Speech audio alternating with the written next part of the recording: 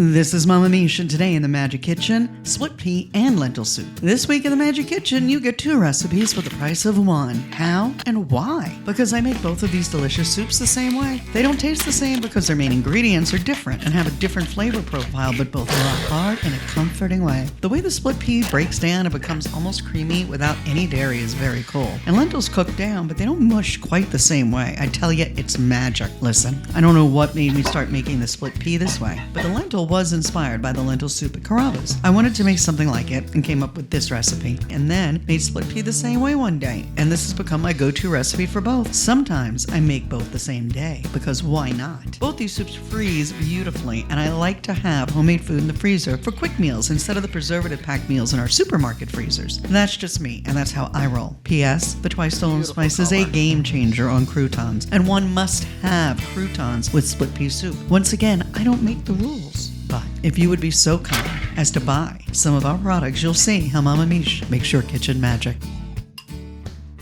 Oh, the good soup.